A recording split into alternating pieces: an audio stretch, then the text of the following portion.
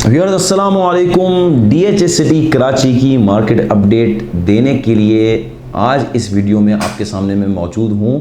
इससे पहले DHS city Karachi की मार्केट अपडेट पे एक वीडियो बनाई थी जिस पर कई लोगों के जो कमेंट्स थे वो कमेंट्स अजीब कमेंट्स थे और वो उन्होंने नाराज़गी जाहिर की थी।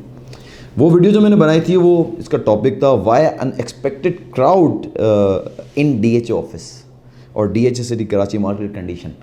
ये वीडियो मैंने बनाई थी। उस वक्त कई लोगों का जहन मुझसे नहीं मिला, तो ज़रूरी नहीं है कि आपका हर बार मुझसे जहन मिल जाए, तो और ज़रूरी नहीं है कि जो प्रेडिक्शन मैं हर बार कहूँ वो सही भी हो, ये बात याद रखिएगा। मैंने उस वीडियो में डीएचएस सिटी कराची के हवाले से बताया था क्योंकि बहुत ज़्यादा क्राउड डीएचएस सिटी में था और उन दिनों में ब्रोकर्स के पास बहुत ज़्यादा प्लॉट इन हैंड थे। मैं आपको थोड़ी सी चीज़ें समझा ज़रूर देता हूँ, उसके बाद मार्केट की सिचुएशन आपको ज़रूर बताऊँगा। जब डीएचए सिटी कराची, बहरिया टाउन, डीएचए में जब ब्रोकर्स के पास प्रॉपर्टीज़ इन हैंड हो या इन्वेस्टर के पास प्रॉपर्टी इन हैंड हो, वो प्रॉपर्टी इन हैंड हो कि जो टोकन मनी मिली हो लेकिन उसकी कंप्लीट पेमेंट करने के लिए उसके पास बैकअप ना हो, पेमेंट ना हो, तो अब आप ये बताइए कि अगर उस प्रॉपर्टी के लिए किसी एजेंट ने या किसी इन्वेस्टर ने 10% पे करने के बाद 30 डेज़ 25 डेज़ लिए हैं, अब उसके पास पेमेंट करने को नहीं है और दिन रह गए 10 दिन 5 दिन।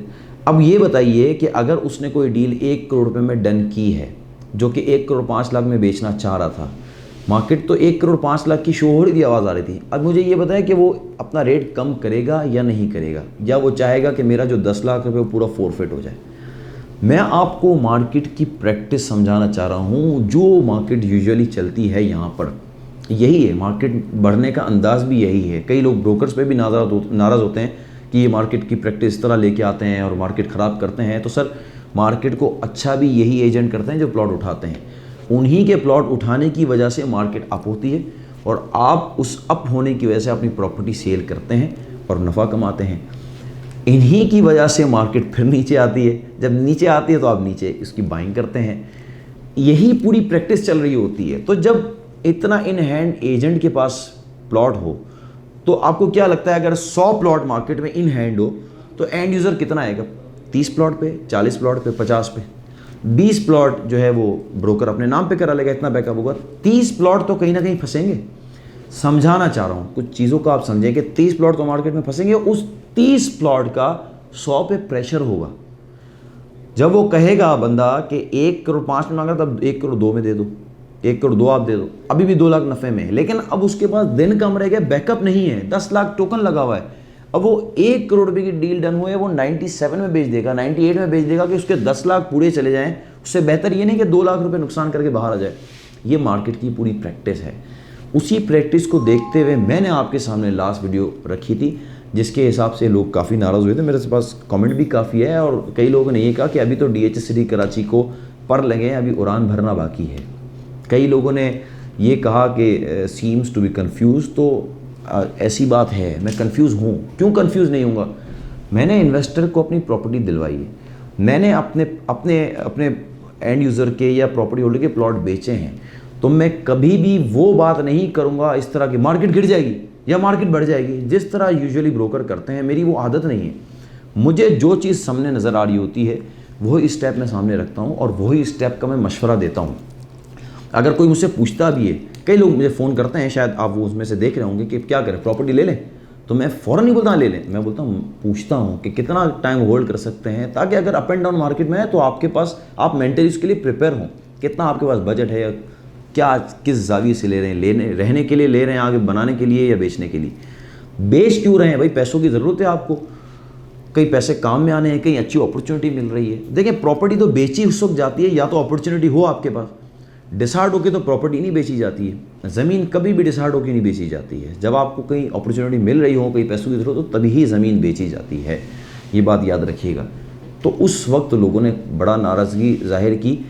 उस वक्त के हिसाब से 2 दिन तो मेरी मार्केट की प्रेडिक्शन उसी वक्त से तो नहीं चली, लेकिन मैंने उसके बाद जो अगला हफ्ता देखा उसमें मैंने कई सेक्टर्स में जो मजबूत सेक्टर हैं, सेक्टर 5, 7 हो गए, 2 हो गया, 3 हो गया, उनमें तो नीचे मार्केट नहीं आई, लेकिन दूसरे वो सेक्टर जिनको अमूमन येलो जोन कहा जाता है, जिनके ऑफिशियल मैप नहीं है, उनमें मार्केट में स्टेबिलिटी भी आई और रेट थोड़ा सा नीचे भी आया।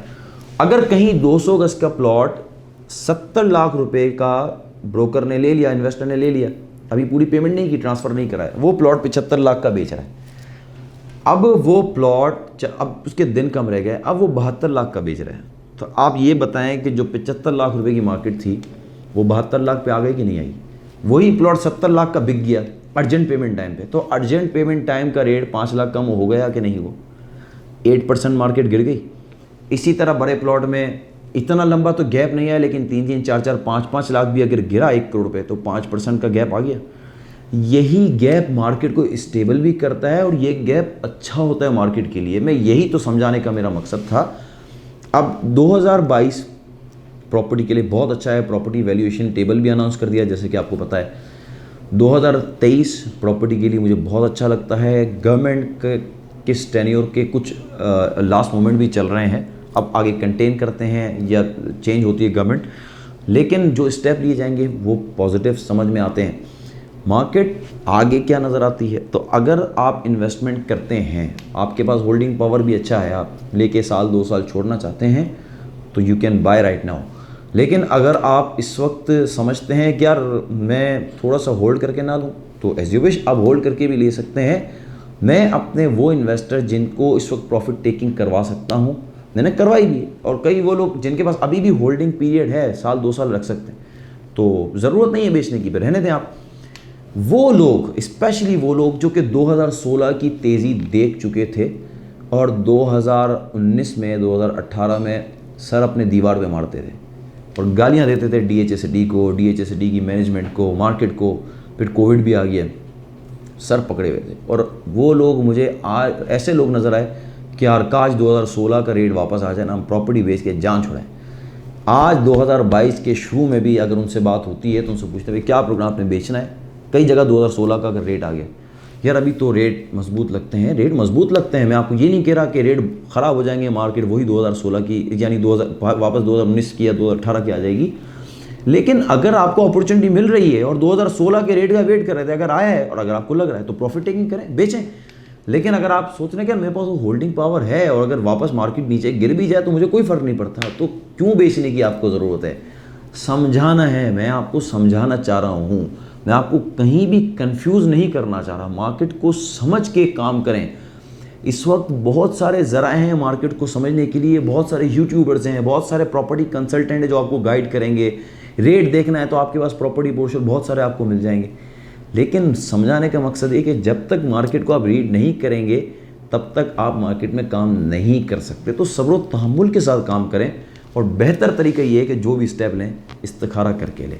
अल्लाह पाक बेहतर करिए आपके लिए और मेरे लिए कि मुल्क के हालात भी अच्छे हैं और प्रॉपर्टी के हालात अच्छे हों और तमाम को फ़ायदा हो। अपना बहुत ख्याल रखिएगा। मिलते हैं इंशाल्लाह नेक्स्ट वीडियो में कुछ मज़ीद इन्फॉर्मेशन के साथ। अल्लाह हाफ़िज़।